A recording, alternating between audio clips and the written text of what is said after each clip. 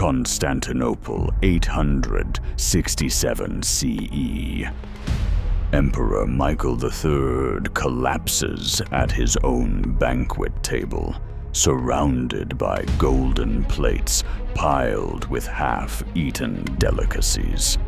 300 food tasters stand ready to protect him from poison. But tonight, no assassin strikes from the shadows. The Emperor's killer sits in plain sight, his own uncontrollable appetite.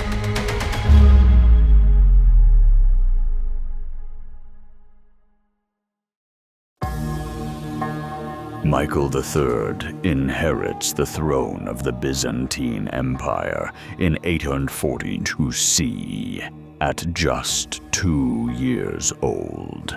His mother, Empress Theodora, rules as regent while the boy grows up inside the great palace of Constantinople, a complex of buildings covering over 100,000 square meters.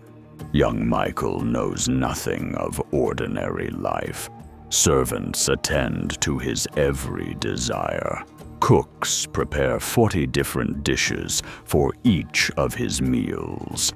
By age 10, Michael develops a reputation for consuming more food in one sitting than most Byzantine citizens eat in a week. His uncle Bardas, a cunning politician, recognizes the boy's weakness and exploits it ruthlessly. Bardas fills Michael's days with entertainment, wine, and endless feasts, keeping the young emperor distracted while Bardas himself consolidates power. The strategy works perfectly. Michael grows into a man who cares only for pleasure, leaving the actual business of governing to others. Byzantine chronicler Simeon Logothete records that Michael once spent 72 consecutive hours at a single banquet, sleeping briefly between courses. The emperor's waistline expands along with his appetites. Court physicians warn him repeatedly about the dangers of such excess, but Michael dismisses their concerns with a wave of his jeweled hand. The year 866 CE transforms everything. Basil the Macedonian, a former horse trainer who climbed the ranks through cunning and violence, convinces Michael that Uncle Bardas plots against the throne. On April 21st, during a military campaign in Asia Minor, Basil's men hack Bardas to pieces while Michael watches from horseback. The emperor shows no grief for his murdered uncle. Instead, he celebrates by ordering a feast that lasts 3 days. Basil becomes co-emperor, but he wants more. He watches Michael's behavior with calculating eyes, noting how the emperor's paranoia about poison grows alongside his appetites.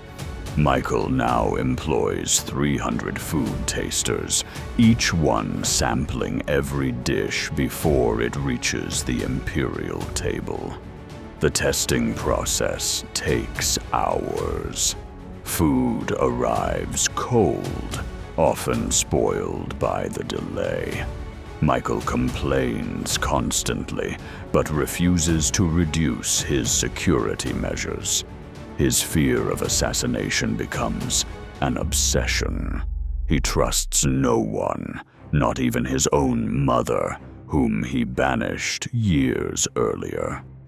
Yet this same man who fears poison in every cup cannot control himself when platters of roasted peacock, honeyed dormice, and spiced wine appear before him. On the night of September 23rd, 867 CE, Michael attends a banquet in the palace of St. Mama's. The festivities begin at sunset. Course after course emerges from the kitchens.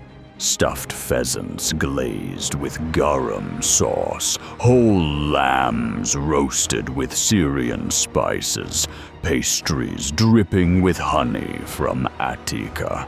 Michael eats with abandon, washing down each dish with cups of Chian wine. Witnesses later report that he consumes portions meant for 12 men. His food tasters work frantically, unable to keep pace with the emperor's demands. By midnight, Michael can barely stand. Servants carry him to a couch where he continues eating, now horizontal, servants feeding him grapes and fruits directly. His stomach distends visibly beneath his silk robes. Court physicians plead with him to stop, warning of imminent danger. Michael laughs and calls for more wine. Shortly before dawn, the emperor vomits violently and loses consciousness. He never wakes. Basil the Macedonian seizes power within hours, beginning the legendary Macedonian dynasty that rules Byzantium for nearly 2 centuries.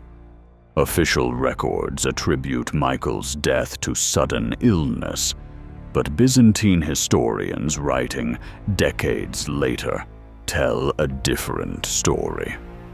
They describe an emperor so enslaved by his appetites that no amount of protection could save him from himself.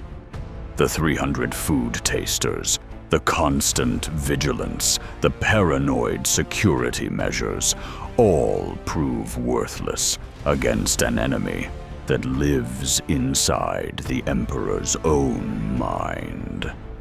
Michael III dies at approximately 27 years old, having ruled the Byzantine Empire for 25 years, while barely governing at all. His legacy becomes a cautionary tale repeated throughout Byzantine history. Emperors who follow learn from his example, though not always the lesson intended. Some moderate their behavior. Others simply hide their excesses better.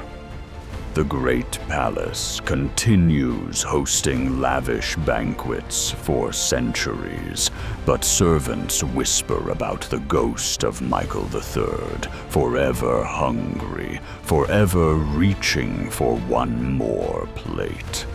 In the end, Michael III defeats himself more thoroughly than any enemy ever could.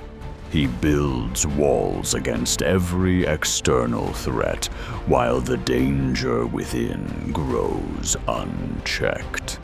His story echoes across the centuries, reminding us that the greatest threats we face often wear familiar faces. Sometimes they wear our own.